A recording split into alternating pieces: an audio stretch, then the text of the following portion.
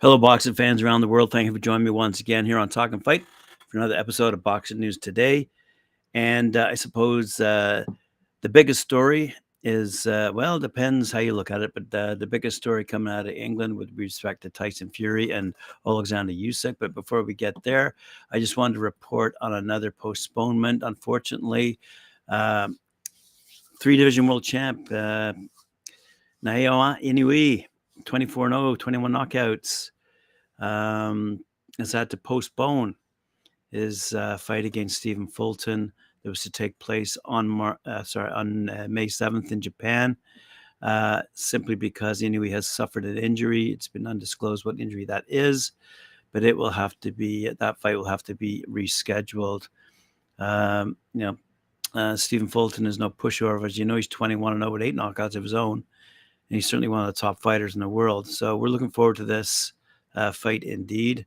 Inoue out of Japan, Fulton out of Philadelphia, and it's going to be a big fight, seeing that Inoue has given up his belts to move up and to go try and become a 4-division champion. All right, moving along to, technically speaking, the top story of the day, courtesy of my friend Charles Brunn over BoxingNews24.com. We see that the Tyson Fury and Alexander Usyk fight has been, it's ongoing. But I think it's been, let's say, postponed. Some have called it off. But let's see what Charles Brunn has to say. Tyson Fury versus Alexander Usyk negotiations are ongoing, despite early reports of them being dead over problems related to the rematch clause split. Fury has now agreed to the rematch split of 50-50, keeping the negotiations with Usyk ongoing. But it's unclear whether Fury has set any additional roadblocks that could prevent the fight from going ahead. Fury's promoter, Frank Warren, and Usyk's promoter, Alex Krassyuk, have agreed to speak to try and overcome the latest impasse in the talks that seem to be ongoing. But if the Fury-Usyk fight doesn't come off, IBF, WBA, and WO heavyweight champ Usyk will need to defend against one of his 3 mandatory challengers, and he'll likely face his WBA contender, Daniel Dubois, first. It's a winnable fight, says Charles, as Dubois is slow, easy to hit, chinny, and a big block. In Dubois' last fight, he was knocked out 3 times by former cruiserweight Kevin Lerena last December. As for Fury, he's been chomping on the bit to fight former UFC heavyweight champion Francis Ngannou, and some would argue that's the sole reason Fury has been so cavalier about the Usyk negotiations is that the fight that he really wanted against Ngannou, because it's about the money for him to get a lot of attention. There's virtually no threat to him because he'd be facing a 0-0 novice with no experience inside the boxing ring. Earlier, Usyk's promoter Alex Krassyuk had reported that the talks had broken off due to Fury continuing to make additional demands above those related to the purse split for the fight. Krassyuk told Steve Kim that no matter what they agreed, Fury pushed for more. Some would interpret this as a sign that Fury not wanting the fight. More likely, it's a case of Fury seeing himself as a more marketable and better-known household name in the UK and worldwide compared to Usyk, so he's naturally going to push for negotiations to be in his favor from top to bottom.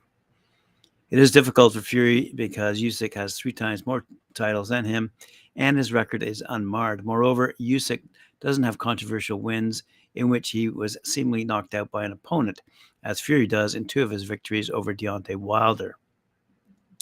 Let's flip over to Sky Sports and see what they have to say, because they have reported that the fight is off. After Fury beat Chisora in his last fight, he faced Usyk in the ring, and outside the ring, their teams have held intensive negotiations, it seems.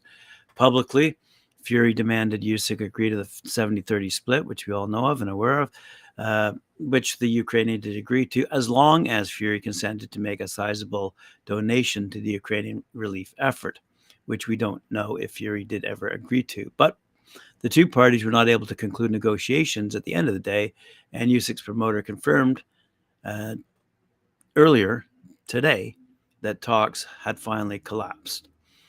If Daniel Dubois is well placed to challenge Usyk next, as long as he's recovered from the injury he sustained when he beat Kevin Lerena in his last fight, that is, then he's going to be next up for Usyk.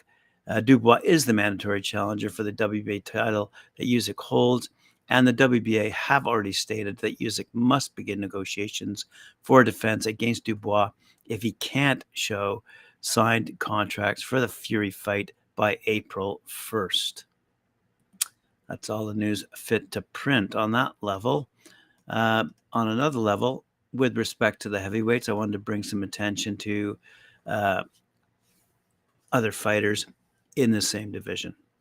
2020 Olympic bronze medalist Fraser Clark, who's now 5-0, by the way, 4 knockouts, will face former WBA World Interim Heavyweight title challenger Bogdan Inoue, who's 20-4 with 60 knockouts, this Saturday at Manchester's AO Arena.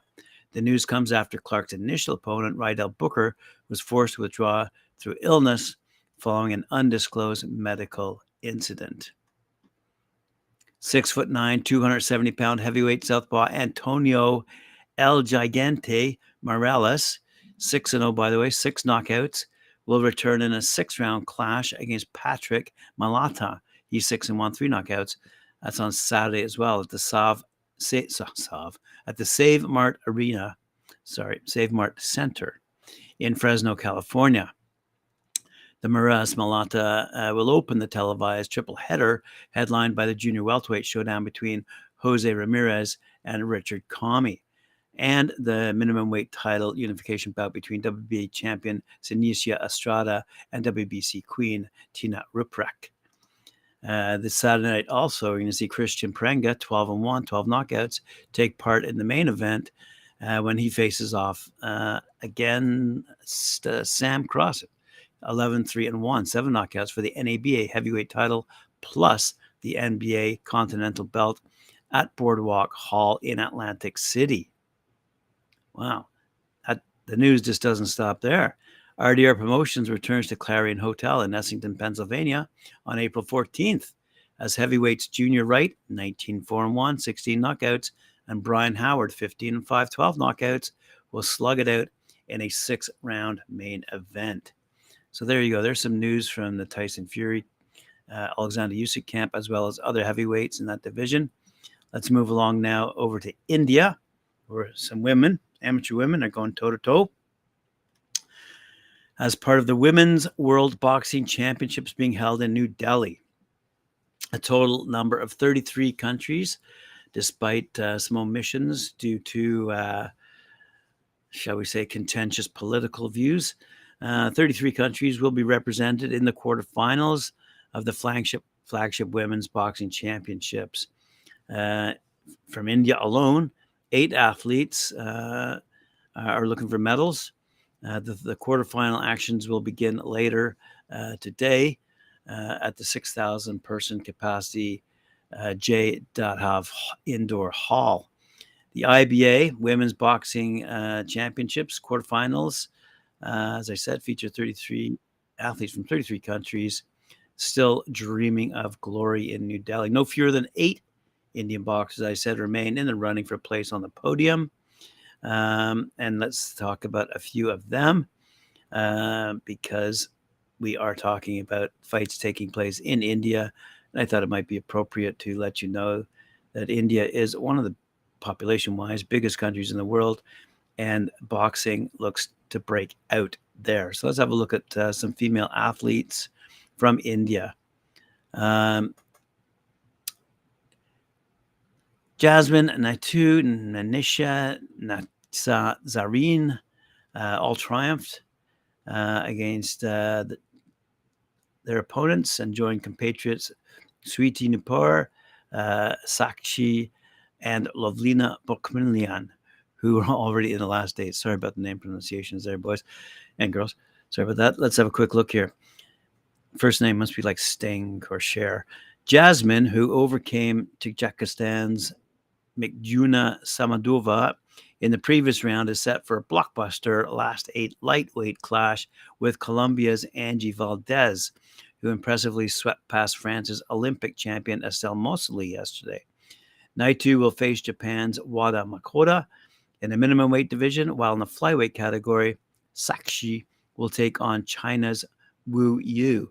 And Nikhat Zareen will face Thailand's, here it comes, Chuthamat Raksat. Manisha will be up against Amina Zidana of France, while home favorite Lovlina Bokhan will encounter Mozambique's Radi Gramini in the middleweight division. Sawiti will also clash with Victoria Kebikova of Belarus in the light heavyweight division, and Nupur will step into the ring with Lazat Kenji Bayadvita of Kazakhstan. Oh, sorry about that. But anyway, we move forward. The finals of the IBA Women's World Championships will be staged over the weekend. That's upcoming March 25th, 26th, after the inaugural IBA Women in Sport Conference takes place on the sidelines of the event Friday, March 24th. These top athletes are competing across 12 weight categories at the event, which offers participants a lucrative prize fund totaling $2.4 million US. Wow, that's a lot of dough. All right, sports fans, thank you for joining me here on Talk and Fight. Appreciate it. Remember to like, share, subscribe, hit that notification bell, and we'll see you later on at 4 p.m. Eastern Time when I join Mike Orr and Cedric Ben for their show, Knuckle Up. Thank you.